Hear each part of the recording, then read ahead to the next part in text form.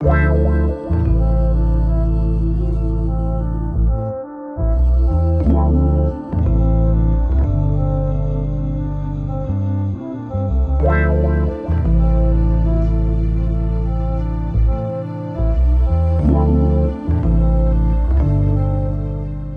symbolism of deep purple, violet, and the Emperor and Empress in the Tarot.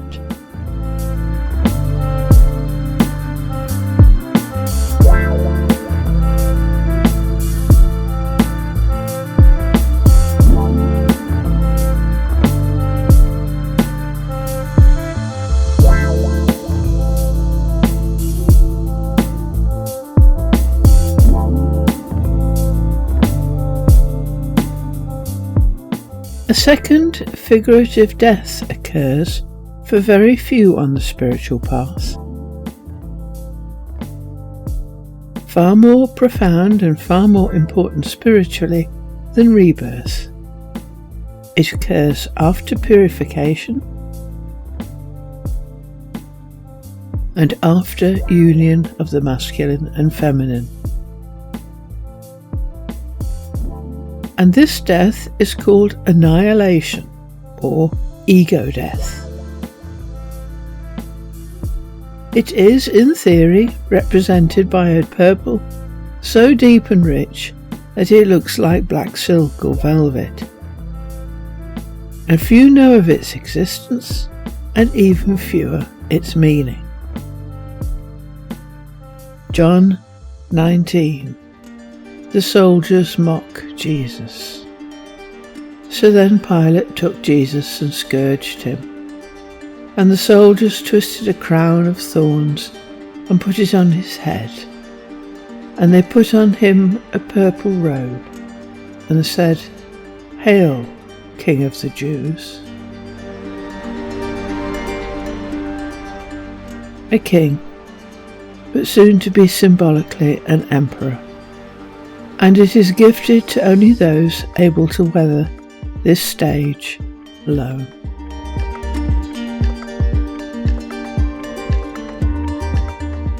Purple is not black.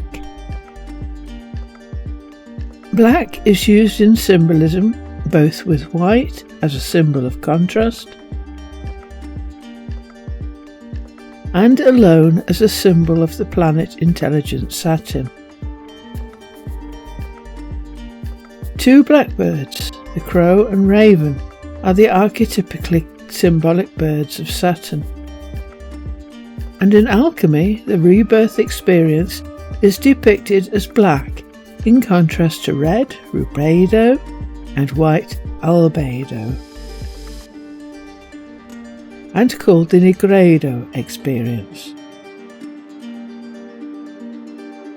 But rebirth is not the same as this very last stage of the path, and few can claim that they have experienced it. Tyrian purple, the symbol of wealth and power.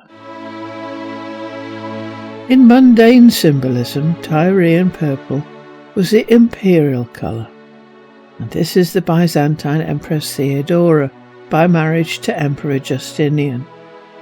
It came in various shades, the most prized being that of black-tinted, clotted blood. And this is Cleopatra with Mark Antony, who transformed the constitutional Roman Republic into the autocratic Roman Empire. It was worn by the rulers of the Byzantine Empire. This is a mosaic of Justinianus I in the Basilica San Vitale in Ravenna and the Holy Roman Empire. This is Hadrian. And later by Roman Catholic bishops.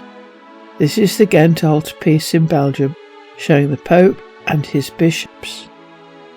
It was the colour worn by the emperors of Japan, and this is Emperor Komyo of Japan, 1322 to 1380.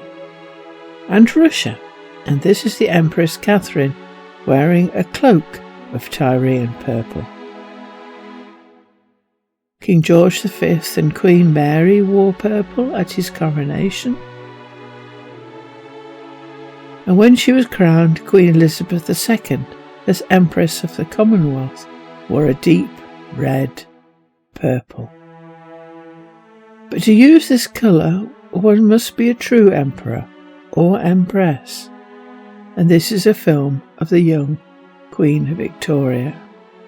Not a king without an empire like Charles II of the UK,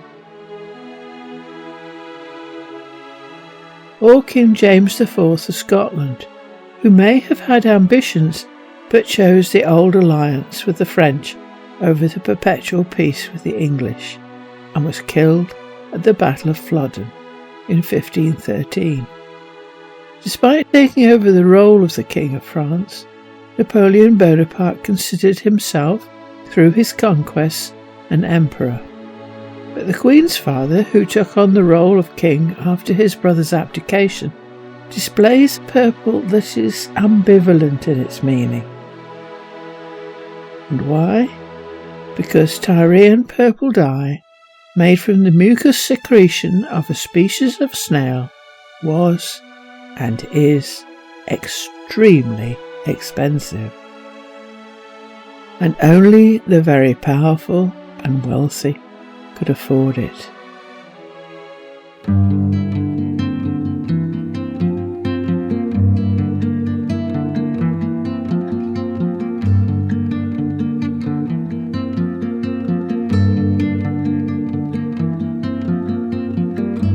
The snail secretes this mucus when it is attacked by predators, or physically antagonized by humans, for example, poked. The dye can be collected either by milking the snails, which is more labour-intensive but is a renewable resource, or by collecting and destructively crushing the snails, meaning the supply reduces and the price goes up. David Jacobi. 12,000 snails of Murex brandaris yield no more than 1.4 grams of pure dye, enough to colour only the trim of a single garment. Production of Tyrian purple began as early as 1570 BC by the Phoenicians and was continued by the Greeks and Romans until 1453 AD, with the fall of Constantinople. The dye was initially greatly prized because the colour did not easily fade, but instead became brighter with weathering and sunlight, and this is a Byzantine robe. But as time wore on, it became more and more expensive to produce, until only the extremely wealthy could afford it. Even by the 4th century BC, historian Theopompus was reporting that purple for dyes fetched its weight in silver at Colophon in Asia Minor. The expense meant the use of purple-dyed textiles was restricted very early on by sumptuary laws. A sumptuary law is one designed to restrict personal expenditure in the interests of preventing excess, extravagance and greed.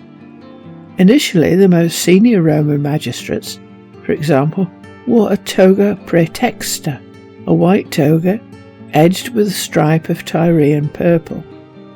The even more sumptuous toga picta, solid Tyrian purple with a gold stripe, was worn by generals celebrating a Roman triumph.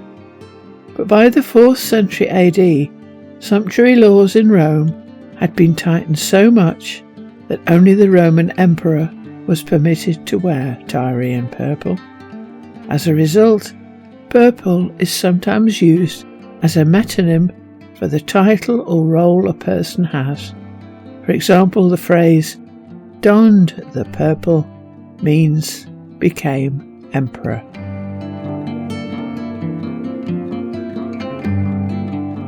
The mixing of mundane and spiritual symbolism. Spiritually, the Tarot Emperor and Empress represent the highest roles the human can achieve. The colour purple may be used, but it is not Tyrian purple. As such, it has no symbolic connection with wealth or power. Instead, a more bluish purple may be used to indicate the spiritual connection. Indeed, those who watch Queen Elizabeth II's dress will have noticed that she now wears pinky violets, purples and blues, but never the red purple of Tyrian purple, all of which indicate love, which is pink, and spiritual connection, blue and purple, and there are no indications of either a lust for power or wealth. And if anything, the colours she chooses are closer to those of the scarab beetle, a rich purple blue, whose symbolism we explored in the video, the symbolism of Cancer, the crab, and the scarab. The Tarot Emperor and Empress are thus human, but divine, and this is a 12th century painting of St. Peter consecrating Hermagoras wearing just purple. And indeed it would be wrong to mix the mundane meaning of the words Emperor and Empress with the spiritual meaning that the tarot uses. And this painting is called Promise of Spring. That is, spring on the spiritual path, when ego death occurs. Which is why Aleister Crowley's tarot card for the Emperor avoids purple altogether, in typical Crowley fashion, as does his card for the Empress, symbolically green for spring, pink for love, with twin horns and a pelican, sacrifice for love. And indeed a number of the better known tarot card designers have depicted the Empress, l'Imperatrice, avoiding purple altogether and using blues and mauves, in case we mistakenly think that hers is a role of wealth and power, when it isn't. For example, there is Mucha and there is Rider-Waite. So, what happens during ego death that one figuratively becomes an emperor or empress?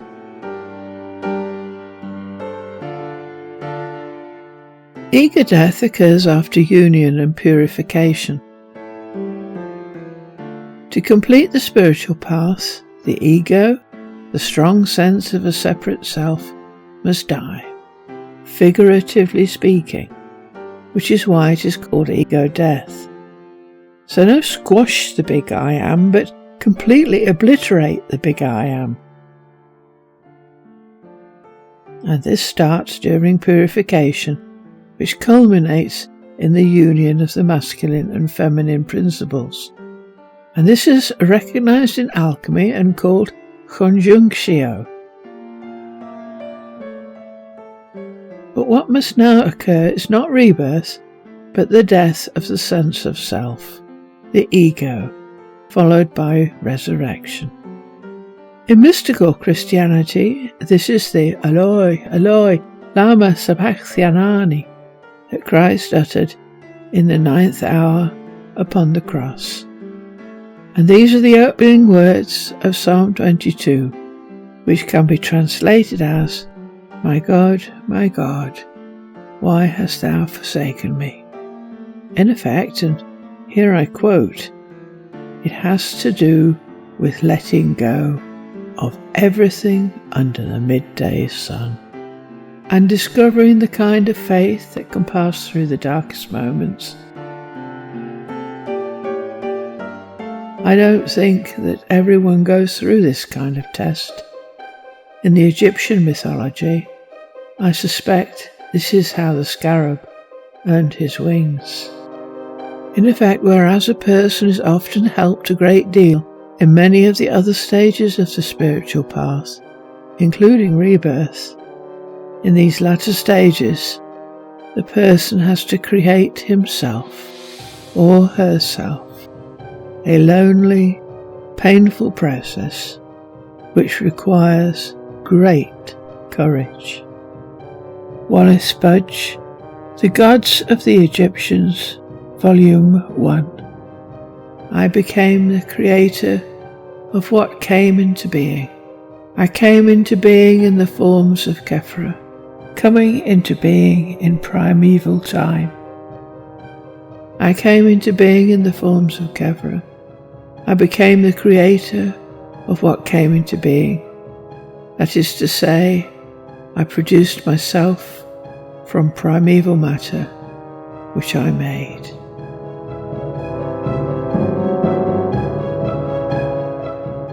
The Black Sun. This resurrection is shown in some alchemical pictures as a black sun rising at dawn, the end of the spiritual path. So the true soul Niger, the black sun, dies and is then resurrected, and alchemically he causes his own death. Stanislas Klasowski-Tarola.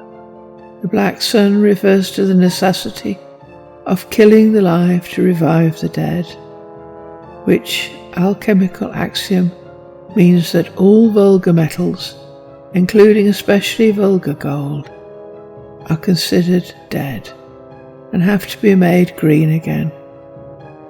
This axiom, which has practical, symbolical, and psychic correspondences, is one of the essential keys of the art of Hermes. And once it is over, because it is irreversible. And if it works, and each person takes that risk upon himself or herself, as W.B. Yeats said, myself I must remake. You will not reincarnate, and the rest of your life will be spent as an immortal, a seer, a wise man or woman of the highest order, divine.